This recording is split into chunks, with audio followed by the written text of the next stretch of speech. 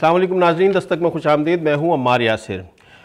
नाज़रीन, किसी भी कौम का पता उस वक्त चलता है जब कोई हादसा, कोई वाक़या हो जाता है, तो जो रद्द-ए-अमल आता है, जो तर्ज़-ए-अमल होता है उस कौम की क़यादत का, उससे ये अंदाज़ा किया जा सकता है कि वो कौम किस रास्ते पर है और कहाँ तक, कितनी हद तक वो किरदार की गाज़ी है और किस हद तक वो सिर्फ गुफ्तार की गाज़ी है। 15 मार्च 2019 को न्यूजीलैंड के शहर क्राइस्टचर्च में एक वाक़या हुआ, दहशतगर्दी का वो वाक़या था। उस दहशतगर्दी के वाक़े के नतीजे में जो न्यूजीलैंड में रहने वाले मुसलमान थे वो एक खौफ का शिकार हो गए, लेकिन फ़ौरी तौर पर न्यूजीलैंड की वज़ीर-ए-आज़म की तरफ से लिए जाने वाले इक़दामात, जो रद्द-ए-अमल उनकी तरफ से सामने आया, जैसे उन्होंने इस वाक़े को आउटराइटली दहशतगर्दी का वाक़या करार दिया, उस शख्स को दहशतगर्द करार दिया, और तमाम वो इक़दामात किए और सियासी सूझबूझ का जिस तरह उन्होंने मुज़ाहरा किया, उससे न्यूजीलैंड का वो मुआशरा जो उस एक वाक़ये की वजह से तक़सीम होने के दर पे हो गया था, वज़ीर-ए-आज़म न्यूजीलैंड के इस तर्ज़-ए-अमल की वजह से वो तक़सीम होने से बच गया और उनके इस तर्ज़-ए-अमल की आलमी रहनुमाओं ने भरपूर तायीद भी की और तारीफ़ भी की। हमारे वज़ीर-ए-आज़म इमरान ख़ान ने भी इस हवाले से उनकी तारीफ़ भी की, उनको बाकायदा फ़ोन किया, पाकिस्तान आने की दावत दी और उन्हें यह आगाह किया कि पाकिस्तान में उनके तर्ज़-ए-अमल की बहुत तारीफ़ की जा रही है। उन्होंने ख़ुद भी ये कहा कि आपने इस तर्ज़-ए-अमल का मुज़ाहरा करते हुए न्यूजीलैंड को तक़सीम होने से बचाया।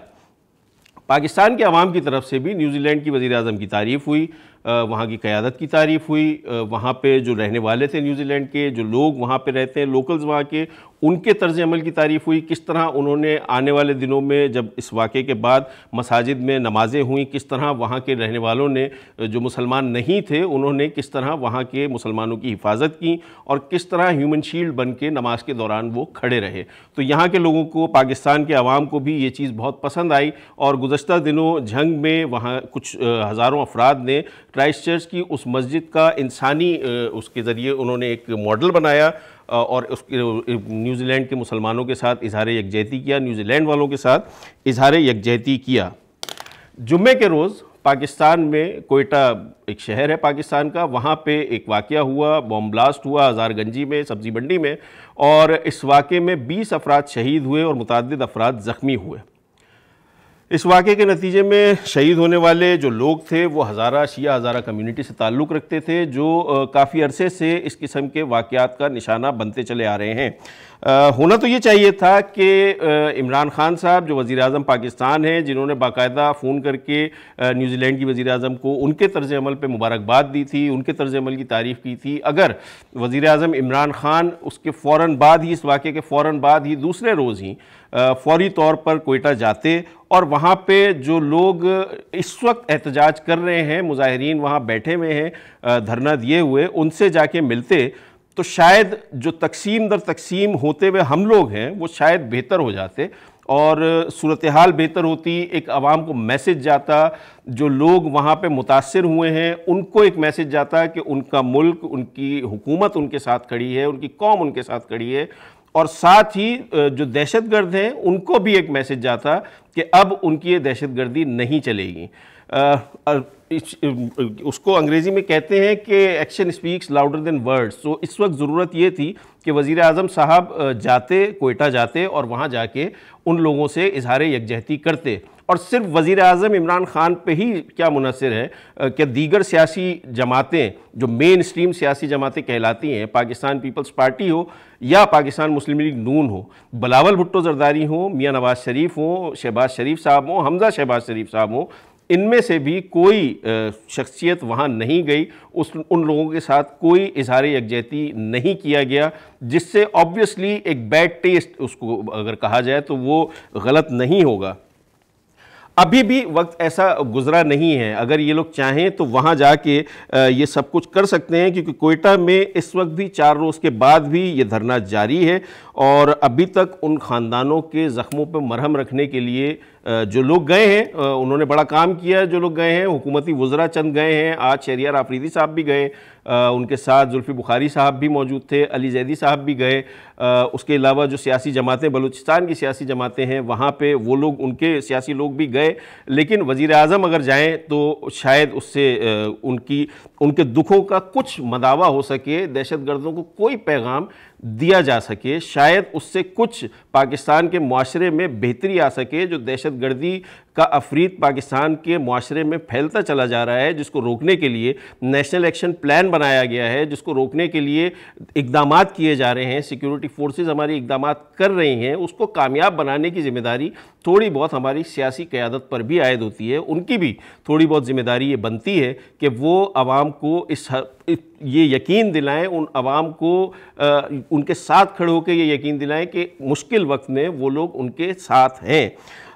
अब जब अमल का वक्त आता है, हम आम आदमी की बात कर लें, अगर हम अपनी बात कर लें, ये तो सियासी रहनुमा हो गए, तो सिर्फ हम नज़र ऐसा आता है कि हम गुफ्तार के गाजी हैं, किरदार के गाजी नहीं हैं। सोशल मीडिया ने वैसे भी हम सब की मुश्किलें बहुत आसान कर दी हैं। ट्विटर पर 280 वर्ड्स लिखें और मजम्मत करें, लोगों को उनकी तनकीद करें, इदारों पे तनकीद करें और अपनी ज़िम्मेदारी ख़त्म और किसी नए सानहे का इंतज़ार करें जिस पे हम बैठ के उस पर कुछ तनकीद कर सकें, कुछ गुफ्तगू कर सकें, कोई बात कर सकें। अमली तौर पर अगर देखा जाए तो ज़ख़म पर मरहम रखने की जो बात है वो ना हमें सियासी क़यादत की तरफ से नज़र आ रही है, ना ही आवाम की तरफ से नज़र आ रही है। तो ये ज़िम्मेदारी मनहैसुल कौम, पूरी कौम की है, पूरी पाकिस्तान कौम की है कि इस किस्म के किसी भी वाक़े में, कोई भी इस तरह का वाक़या होता है तो उसमें रद्द अमल ऐसा ही होना चाहिए जिसकी तारीफ़ हम लोग, अगर न्यूजीलैंड में ऐसा वाक़या होता है तो वहाँ के लोगों की तारीफ़ करते हैं तो वो तारीफ़ हमें अपने उस तारीफ़ पे हमें ख़ुद भी पूरा उतरना चाहिए। सिर्फ हम दूसरों की जो तारीफ़ करते हैं उससे मसाइल हल नहीं होते। अपने गिरेबान में भी हमें थोड़ा बहुत झांक के देखना चाहिए। धरना मुजाहिरीन की क़यादत करने वाले ताहिर खान हज़ारा साहब से आज हमारे नुमाइंदे ने कोयटा में गुफ्तगू की है। धरना 4 रोज़ से जारी है और अभी भी जारी है। उनके कुछ ग्रीवेंसेस हैं, उन्होंने क्या कहा हमारे नुमाइंदे से गुफ्तगू करते हुए, वो आपको सुनवाते हैं। ज़रा चलवाइएगा जी उनको सुना। ये धमाका ज़ारगंजी में हुई है। ये इसकी तहक़ीक़ात के मुतल्लिक़ जो अखबार में हमने कल पढ़ा था कि इसको उन्होंने ख़ुदकुश हमला करार दिया है। माजी की रिवायत के मुताबिक ये ख़ुदकुश हमले के आज़ा उन्होंने कब्ज़े में ले लिए हैं। मज़ीद कुछ मंजर आम पर नहीं आया है। FIR नामालूम, ज़ाहिर है नामालूम जो है वो काबिल दस्तंदाजी पुलिस फ़ौज नहीं है। ये इनकी बेबसी को देखकर FIR का मजाक उड़ाया जाता है। हम ये कहते हैं कि आइन में जो बलूचिस्तान के लोगों को, पाकिस्तान के शहरियों को जो हुकूक़ दिए गए हैं, ज़िंदा रहने के बुनियादी इंसानी हक़ की जो तशरीह की गई है, उस पर अमल दरामद की ज़मानत दी जाए, हमारे ये मुतलबा है। हाँ, यहाँ जो भी आते हैं वो सियासी जमातों के अकबरीन आते हैं, मुफक्किरीन, दानिश्वर, सहाफ़ी, इंसान दोस्त तंजीमें आ रही हैं, तो वो हमारे साथ इज़हार यकजहती कर रही हैं। अलबत्ता सूबाई हुकूमत की तरफ से यही वो कहते हैं, हम कोई गारंटी नहीं दे सकते कि आइंदा इस वाक़े ऐसे वाक़यात नहीं होंगे। हमारे 2 अरकान असम्बली हज़ारा वो असम्बली में हैं, हमने उन्हें इख्तियार दिया कि आप कोई नतीजा खेज़ फ़ैसला करके हमें बताएं, हम उठ जाते हैं। तो जनाब अब्दुल खालिक और कादिर नाइल, उनका वफ़द है हज़ारा डेमोक्रेटिक पार्टी का, उन्होंने कहा कि ये गारंटी हमारे बस की बात नहीं है। तो उनके जवाब से हमें मज़ीद तशवीश लाक हुई है कि शायद अब ये सिलसिला जारी रहे।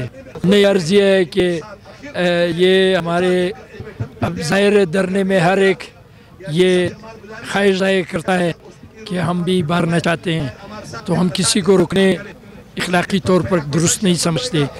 तो ये किसी नौजवान ने मुतालबा किया है, हमारा ऐसा कोई मुतालबा नहीं है।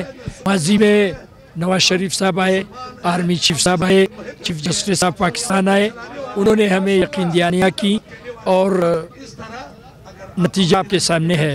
जहाँ तक अभी वफाकी वज़ीर दाखिला आए हैं, हमें उनका कोई इंतज़ार नहीं है। हम पाकिस्तान के अवाम से मुखातिब हैं, हम इंसानी हुकूक़ की तंजीमों से, वकला से, सियासी कारकुनों से, पाकिस्तान के ज़िंदा ज़मीर इंसानों से हमारा ये मुतालबा है कि वो इस सूरत-ए-हाल से निकलने के लिए हमारी मदद करें। वज़ीर ममलिकत बराए दाखिला शहरियार आफरीदी साहब आज वज़ीर आज़म के मुआविन खुसूसी जुल्फ़ी बुखारी साहब के साथ कोयटा तशरीफ़ ले गए हैं और वहाँ पे उन्होंने धरना मुजाहिरीन से मुलाकात भी की है और काफ़ी अच्छी बातें की। शहरियार आफरीदी साहब ने क्या कहा उन्होंने, ज़रा सुन लीजिए।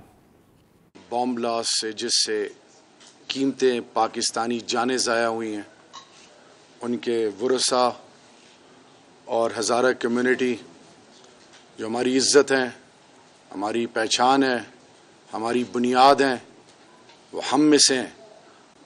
और वो बलोच भाई, वो पश्तून भाई और मेरी सिविल आर्म्ड फोर्सेस के वो जवान जो शहीद और ज़ख्मी हुए हैं, उन सब के गम में न सिर्फ बराबर शरीक होने के लिए बल्कि ये मैसेज देने के लिए कि हम आपके साथ हर मुश्किल और हर आजमाइश और हर खुशी में शाना बशाना खड़े हैं। दुश्मनाने पाकिस्तान वो ये चाहते हैं कि किसी तरीके से पाकिस्तान को ब्लैक लिस्ट में लाया जाए, पाकिस्तान को मुआशी तौर पे हर लेवल पर ऐसे नुकसान पहुंचाया जाए कि खुदा ना खास्ता पाकिस्तान बिखर जाए। कि क्यों हम ये नहीं सोचते कि कौन है ये, कौन इस मुल्क के अंदर इंतशार फैला रहा है, कौन सी वो कूतें हैं जो पाकिस्तान को पाकिस्तान के अंदर पाकिस्तानियों से लड़ाना चाहते हैं।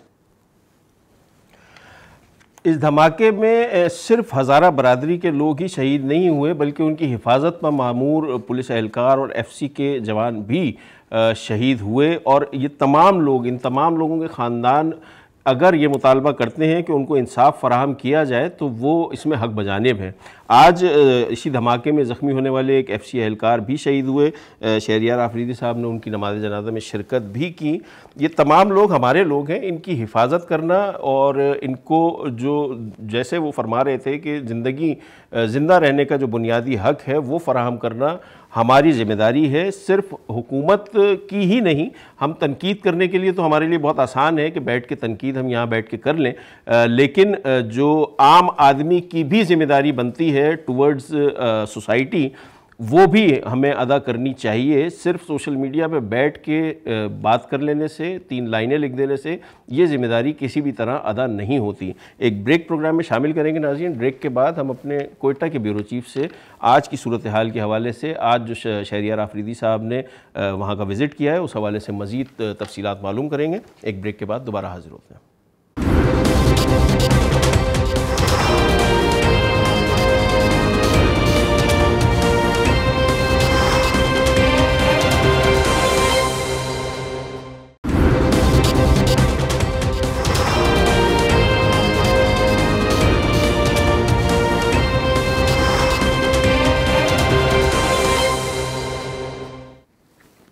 इतलात ये हैं कि अब पाकिस्तान पीपल्स पार्टी के चेयरमैन बिलावल भुट्टो जरदारी भी ये ऐसी इतलात आ रही हैं कि वो कोयटा जाएंगे और वहाँ हज़ारा बरादरी के जो लोग वहाँ पे एहतजाज कर रहे हैं, धरना दिए बैठे हैं, उनसे मुलाकात भी करेंगे। और साथ ही ये भी इतलात हैं कि वज़ीर आज़म इमरान ख़ान भी अगले चंद रोज़ में कोयटा जाएंगे और वहाँ पे इन लोगों से मुलाकात करेंगे। देखना ये कि कब तक ये चीज़ मटेरियलाइज़ होती है, कब तक ये दोनों हजरात वहाँ पहुँचते हैं। हमारे साथ मौजूद हैं शाहनवाज़ बलोच, ब्यूरो चीफ कोयटा, उनसे बात कर लेते हैं कि आज क्या हुआ। शाहनवाज़, आज वज़ीर दाखिला आए थे, वज़ीर ममलिकत बराए दाखिला शहरियार आफरीदी तशरीफ़ लेके आए थे, उनकी मुजाहिरीन से क्या बात हुई, क्या उन्होंने उनको तसल्ली करवाई? अम्मा यासर साहब, आपका बहुत बहुत शुक्रिया।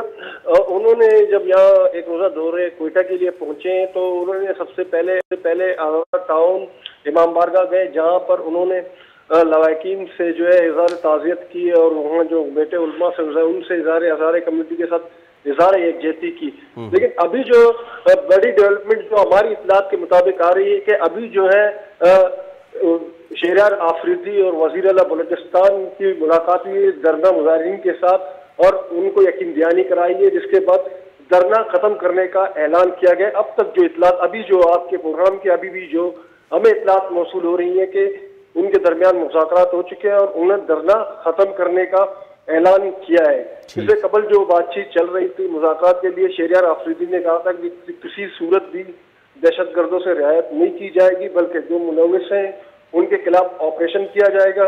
नेशनल सिक्योरिटी पॉलिसी और नेशनल एक्शन प्लान पर मुकम्मल अमल दरामद किया जाएगा। तो अब तक जो मौजूदा जो सिचुएशन है, जो अब तक डेवलपमेंट हुई है, तो हमारे पास जो इतलात आ रही है वो यही है जी। अच्छा, तो धरना मुजाहिरीन ने अभी जब हमने उनका शॉट देखा, जो आज आपकी बात हुई थी ताहिर खान हज़ारा साहब से, तो उनका ये कहना था कि इससे पहले भी जितने वाक़यात हुए हैं उसमें उनको हुक्काम की तरफ से, चाहे वो मियां नवाज शरीफ साहब हो या उससे पहले पाकिस्तान पीपल्स पार्टी की गवर्नमेंट हो, उन लोगों ने भी यकीन दहानियाँ करवाई थी, लेकिन अभी तक जो सूरत हाल है वो सबके सामने है। तो अब जो यकीन दहानी शहरियार आफरीदी साहब ने करवाई है या उनके जो मुज़ाकरात कामयाब हुए हैं, तो वो किस बुनियाद पे हुए हैं? क्या उनको यकीन दहानी करवाई गई है मुजाहिरीन को? उनका मुतालबा तो पहले से यही है कि जो भी कलदम तंजीमें हैं, जो जिनके नेटवर्क बलूचिस्तान में खासकर मौजूद है, जो मुख्तलिफ जो इलाकों में इस वक्त मौजूद है, उनके खिलाफ मुकम्मल तौर पर क्रैकडाउन किया जाए। अलबत्ता ये भी मैं बता चलूँ कि बड़ा ये जो बलूचिस्तान चूँकि रकबे के लिहाज से बहुत वसी और पहाड़ी इलाके हैं, तो यहाँ पर जो सरहद, जो हमारी सरहद है वो भी तवील जो है अफगान सरहद से मिलती है, जहाँ पर अफगानिस्तान से मिलती है, तो यहाँ पर बाढ़ लगा। लेकिन जेन्युइन जो इनका मुतालबा हमेशा यही रहा है कि जो हज़ारा कम्युनिटी का खासकर जो टारगेट किया जाता है, जो तंजीमें मौजूद है, उनके खिलाफ फुल एक्शन लिया जाए, किसी किस्म की मतलब रियायत न बरती जाए, ना उनके मतलब जो यहाँ पर मौजूद है उनके सहूलतकार हैं उनके खिलाफ ऑपरेशन किया जाए।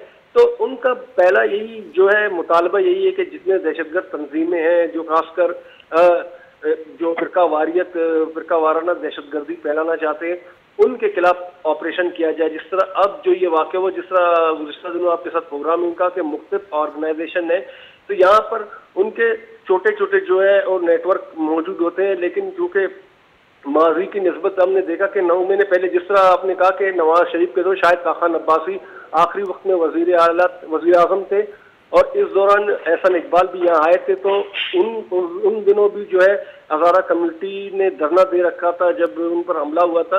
तो इससे कबल भी जो नवाब असलम रईसानी का दौर था, हमने उस दौरान भी देखा था कि हज़ारा कम्युनिटी को बार टारगेट किया गया था। तो अलबत्ता एक तसलसल के साथ ये जारी है, लेकिन सबसे बड़ा अम्मार यासिर साहब सवाल ये उठता है कि अलग ये दहशतगर्द किस तरह यहाँ दहशतगर्दी करते हैं। तो बड़ा सवाल यहाँ पर यह है कि हमेशा उठाया जाता है, जिसे नजरअंदाज किया जाता है।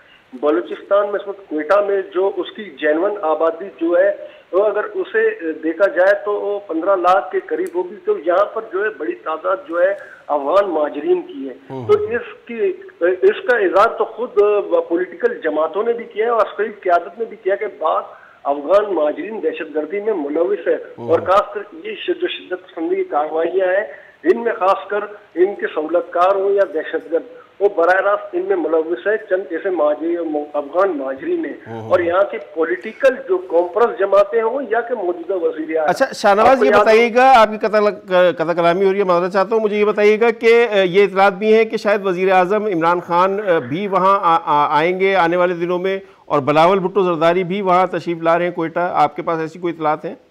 जी बिल्कुल, बिलावल भुट्टो जरदारी कल जो है क्वेटा पहुंच रहे हैं और वो यहाँ आएंगे, हज़ारा कम्युनिटी से इज़हार यकजहती भी करेंगे और उसके बाद 2 बजे प्रेस कॉन्फ्रेंस भी करेंगे। बिलावल भुट्टो जरदारी से कबल भी जो यहाँ वाक़यात हुए दहशतगर्दी, तो हमने देखे पीपल्स पार्टी की लीडरशिप खासकर बिलावल भुट्टो यहाँ खुद आकर इज़हार यकजहती पहले भी कर चुके। इसी तरह वज़ीर आज़म इमरान खान की जो आमद का जो हमारे पास इतलात है कि वो उनकी 1-2 दिन में जो है क्वेटा आमद मुतवक्को है।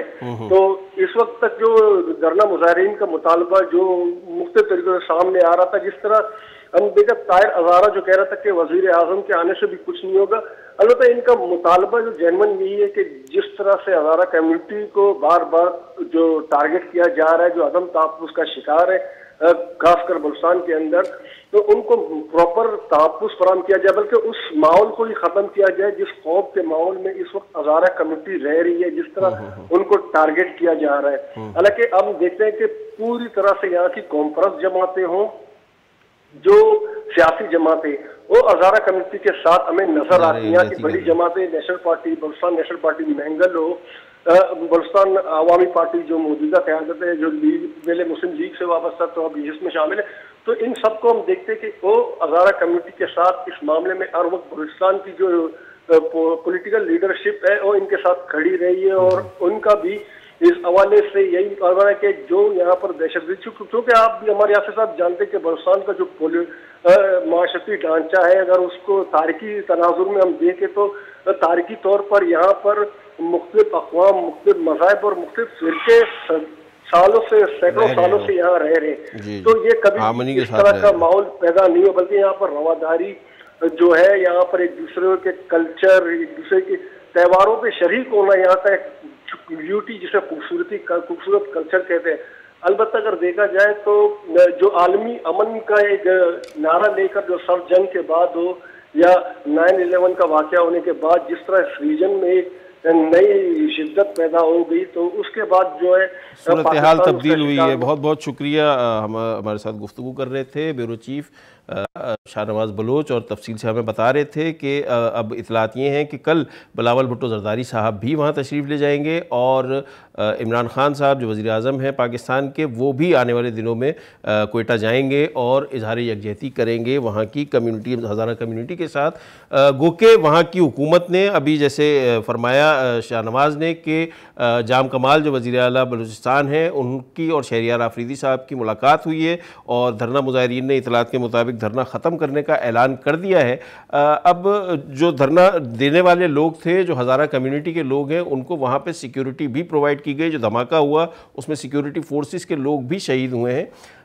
होना ये चाहिए कि अब कुछ ऐसा इंतज़ाम हो कि वो सिक्योरिटी देने की भी ज़रूरत ना हो और अमन व अमान की सूरत हाल हो, और सब लोग आज़ादी से वहाँ ट्रैवल कर सकें, वहाँ घूम फिर सकें, जैसा आज से 20 साल पहले या 25 साल पहले लोग वहाँ पर ट्रैवल करते थे। और स्पेसिफ़िकली ये हज़ारा कम्युनिटी के लोग जो कि अमूमन निशाना बनते हैं दहशतगर्दों का, और मुसलसल निशाना गुज़श्ता 10, 12, 13 वर्षों में मुसलसल उनको निशाना बनाया गया है। एक ब्रेक प्रोग्राम में शामिल करते हैं नाज़रीन।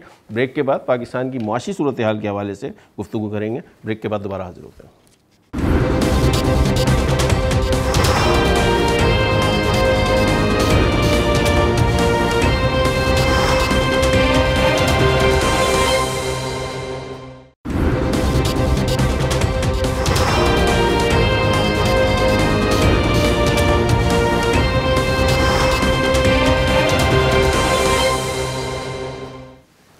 वज़ीर ख़जाना असद उमर साहब तशरीफ़ ला चुके हैं वापस पाकिस्तान। वाशिंगटन में उन्होंने IMF से मुज़ाकरात किए, और अब इतलात ये हैं कि ये मुज़ाकरात फ़ाइनल मराहिल में दाखिल हो चुके हैं। अप्रैल में इस माह के आखिर में ग़ालिबन IMF की टीम, IMF के लोग पाकिस्तान आएंगे, और पाकिस्तान के साथ जो बेल आउट पैकेज है उस पर पाकिस्तान का मुआहिदा हो जाएगा और दस्तखत हो जाएंगे। साथ ही मामला FATF का भी है। FATF की तरफ से भी कुछ मुतालबात दिए गए हैं, IMF की तरफ से भी कुछ मुतालबात दिए गए हैं, लेकिन वज़ीर ख़जाना असद उमर साहब का कहना यह है कि IMF के साथ होने वाले जो मुज़ाकरात हैं या जो भी मुआहिदा होगा उसका बराह रास्त असर आम आदमी पर नहीं पड़ेगा। क्यों, कैसे नहीं पड़ेगा? महंगाई अगर होगी, जो IMF की तरफ से मुतालबात पेश किए गए हैं, अगर उन पर अमल दरामद होगा तो उसका बराह रास्त असर किस तरह आम आदमी पर पड़ने से ये हुकूमत रोक सकेगी। आबिद सुलेरी साहब माहिर मुआशियात हमारे साथ मौजूद हैं, उनसे बात कर लेते हैं। आबिद साहब, अस्सलाम वालेकुम। जी वालेकुम सलाम। आबिद सुलेरी साहब, मैं थोड़ा सा ये जानना चाहूँगा कि 2008 में जब पीपल्स पार्टी की हुकूमत आई या 2013 में जब मुस्लिम लीग नून की हुकूमत आई, ये दोनों हुकूमतें IMF के पास गई थीं, और ये कब IMF के पास गई, कब ये मुआहिदा हो गया, कब प्रोग्राम में हम चले गए IMF के, उसका इतना ज़्यादा शोर शराबा नहीं हुआ था। इस दफ़ा जो ये हुकूमत IMF के पास गई है, क्या वजह है कि इसके बारे में इतनी ज़्यादा मामलात मीडिया पर भी आ रहे हैं? ये काम खामोशी से भी हो सकता था जैसे पहले दो हुकूमतों ने किया था। इस दफ़ा क्या फ़र्क है गुज़श्ता दो हुकूमतों के मुकाबले में?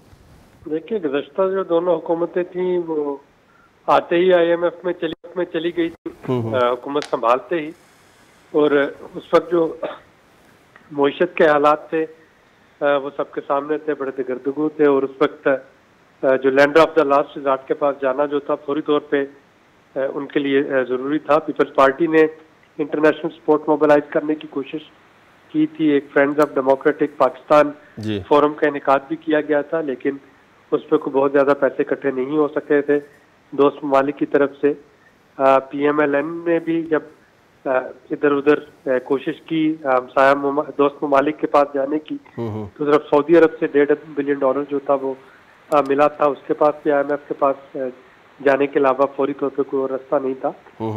PTI जो है ये चूंकि इलेक्शन से पहले भी ये इस समर का इजहार कर चुकी थी कि IMF के पास नहीं जाएगी, और उसके बाद इसने दोस्त ममालिक को भी सबको राब्ता किया और कुछ इस साल की जो बैलेंस ऑफ पेमेंट के इश्यूज थे उनको काफ़ी हद तक रिजॉल्व भी कर लिया। इस साल में माली साल में किसी किस्म का कोई डिफॉल्ट होने का खतरा नहीं है। तो यकीनी तौर पर उस वजह से ये थोड़ा सा क्रिटिसाइज भी हो गया, और ये काफ़ी देर से मीडिया की तवज्जो का मरकूज था कि ये हुकूमत जो है ये कितना देर इसको डिले कर पाएगी, IMF के पास अल्टीमेटली जाएगी या कोई अल्टरनेटिव दे सकेगी। अच्छा आबिद साहब, अब क्या इम्कानात है, कितना पाकिस्तान को IMF से लोन मिलेगा? 6 अरब 8 अरब? क्योंकि अभी कुछ मामलात हैं जो तय होना बाकी हैं। IMF ने जो मुतालबात किए हैं उसमें स्टेट बैंक को ऑटोनॉमस करना और जो डॉलर के रेट है उसके हवाले से, मार्केट के उसके हवाले से उन्होंने कुछ मुतालबात किए हैं। तो क्या आप समझते हैं कि हुकूमत इन शराइत पे मान गई है? अब ये हुकूमत इसी के मुताबिक जैसे IMF जो शराइत रख रहा है, जब डायलॉग कर रहे होते हैं, नेगोशिएशन कर रहे होते हैं, तो उसमें दोनों पार्टीज को एक दूसरे को कुछ ना कुछ अकोमोडेट करना होता है। अगर आप ये कहें कि तमाम बातें हुकूमत पाकिस्तान की मानी गई तो वो भी गलत होगा। अगर ये कहा जाए कि हर चीज IMF ने अपनी मनवा ली तो ये भी गलत होगा। ठीक है। यकीनी तौर पर इसमें IMF ने अपने पॉइंट ऑफ व्यू से डिमांड रखी होंगी, हुकूमत पाकिस्तान ने अपने तौर पर उनको अपनी पोजीशन को सिक्योर करने की कोशिश की होगी, और फिर कोई दरमियानी रास्ता हम दोनों ने निकाला होगा कि कहाँ पे किस हद तक हुकूमत जो है पाकिस्तान वो फ्लेक्सिबिलिटी दिखा सकती है और किस हद तक IMF फ्लेक्सिबिलिटी दिखा सकती है। तो ये कोई दरमियाना रास्ता निकालेंगे। बिल्कुल, ऑब्वियसली जब नेगोशिएट करते तो कोई दरमियाना रास्ता निकल आता है, लेकिन ऑब्वियसली पाकिस्तान इस वक्त रिसीविंग एंड पे है, पाकिस्तान की ज़रूरत है, तो पाकिस्तान की पोजीशन थोड़ी सी मुज़ाकरात में कुछ कमज़ोर ही रही होगी। अच्छा सर, ये फरमाइएगा कि किस तरह होता है कि आम आदमी पे हम ये सुनते आए हैं, ये सिर्फ इस हुकूमत का मामला नहीं है, इससे पहले वाली हुकूमतें भी यही कहती थी जब भी कोई चीज़ महंगी होती थी, महंगाई आती थी या कोई नए टैक्स लगते थे कि इसका असर आम आदमी पे नहीं पड़ेगा, जबकि अल्टीमेटली आम आदमी ही सफर करता है। तो ये क्या कैलकुलेशन क्या होती है, इनको कैसे पता चलता है कि इसका असर पड़ेगा और इस बात का नहीं पड़ेगा? देखिए, आम आदमी से अगर आप मुराद लेते हैं वो लोग जो कि खतरे गुर्बत से, बदकिस्मती से नीचे रह रहे हैं, तो ये कहा जा सकता है कि बहुत से जो मैयर्स हैं, खा वो टैक्स मैयर्स हैं या दूसरे हैं, वो आम आदमी की जिंदगी को इससे मुतासर नहीं करते कि उन बेचारों के पास सब कुछ खोने के लिए बचा ही नहीं है।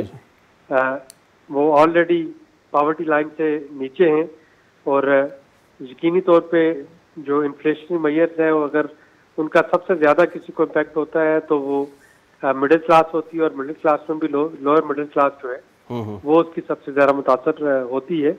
अब देखना यह है कि IMF जो है वो आपको कुछ मैयर डिक्टेट नहीं करता, वो ये कहता है कि अपनी आमदनी बढ़ाएं और अखराजात कम करें, और हुकूमत जो है वो क्या फार्मूला देती है जिसमें कि आमदनी बढ़ाई जा रही होगी और अखराजात कम किए जा रहे होंगे, आम आदमी की ज़िंदगी पर असर डाले बगैर। आमदनी बढ़ाने का एक तरीका तो ये भी हो सकता है कि जो डार साहब ने किया था कि जो FPR का टैक्स रेवेन्यू था वो 4 साल में डबल हो गया, लेकिन टैक्स पेयर की तादाद में इजाफा नहीं हुआ, यानी सारे टैक्सेस, इनडायरेक्ट टैक्सेस लगे या एग्जिस्टिंग टैक्स पेयर्स के ही देने पड़े। तो अगर ये हुकूमत टैक्स बेस में इजाफा कर सके, उन लोगों से टैक्स ले सके जो कि टैक्स नेट से बाहर बैठे हैं, उनको टैक्स, इनकम टैक्स देना चाहिए, तो फिर तो जाहिर है उसका आम आदमी पे असर नहीं पड़ेगा। अगर एग्जिस्टिंग टैक्स पेयर्स पे ही नजरा गिरेगा या इनडायरेक्ट टैक्सेशन से होगा तो फिर उसका असर पड़ेगा। इसी तरीके से अगर एक्सपेंडिचर जब कम करने की बात आती है तो टारगेटेड सब्सिडी देते हुए वो लोग जो अफोर्ड कर सकते हैं, अगर उनके लिए बिजली या गैस के नर्क बढ़ाए जाते हैं, या अगर नहीं भी बढ़ाए जाते तो पास ऑन कर दिए जाते हैं एनर्जी सेक्टर डेट को खत्म करने के लिए, तो उसका आम आदमी पे असर नहीं पड़ेगा। तो ये डिपेंड करता है आने वाले बजट में कि PTI का जो पहला बजट है उसमें किस तरीके की इक्तिसादी विजन दी जाती है और कैसे जो जनरल मासेस हैं उनके इंटरेस्ट को सेव करने की कोशिश की जाती है। अच्छा आबिद साहब, IMF का जो लोन है वो डेवलपमेंट फंड के तौर पे तो इस्तेमाल नहीं होता, ये बैलेंस ऑफ पेमेंट के लिए यूज होगा, ऐसा ही है सर? जी ऐसा ही होता है। अच्छा, अब IMF ने CPEC मंसूबों के हवाले से भी पाकिस्तान से तफसीलात मांग ली है और ये यकीन दहानी भी मांगी है कि चीन के जो कर्जे हैं उनको उतारने के लिए ये रकम इस्तेमाल नहीं होगी। तो किस तरह पाकिस्तान ये यकीन दहानी कराएगा? एक तो चीन के कर्जे ड्यू है ही नहीं है अगले 2-3 सालों में, तो वो तो कोई इशू नहीं है। रही बात जो CPEC के मंसूबों की तफसील की, तो जब CPEC पे इम्प्लीमेंट हो रहा था, पाकिस्तान ऑलरेडी IMF प्रोग्राम में था। हर 6 महीने के बाद IMF का मिशन जो है वो पाकिस्तान में आता था और पाकिस्तान की तमाम फाइनेंशियल सूरत हाल जो है उसको रिव्यू करता था। ये अगर IMF कह भी रही है तो कोई ऐसी चीज नहीं है CPEC के हवाले से जो कि IMF को मालूम नहीं। पिछले 5 सालों से IMF का मिशन हर 6 महीने के बाद आ रहा था और उनके पास हर तरह की डिटेल मौजूद है। ये सिर्फ CPEC तक महदूद नहीं होता। IMF का एक जनरल रूल है कि जब वो किसी मुल्क को कर्जा देते हैं तो उस पर एग्जिस्टिंग लायबिलिटीज जो है उनके बारे में मालूम करते हैं कि आपकी एग्जिस्टिंग लायबिलिटीज कितनी है, ताकि जो कर्ज खा है उसकी माली हैसियत का तयन किया जा सके। तो इसी कॉन्टेक्स्ट में वो ये जानने की कोशिश कर रहे होंगे कि CPEC के मंसूबों की तफसील दी जाए जो कि स्टाफ मिशन को दी जाएगी। और जैसा कि मैंने कहा कि इसमें कोई ऐसी नई चीज़ नहीं है, ये हमेशा से उनके पास है जब से CPEC शुरू हुआ।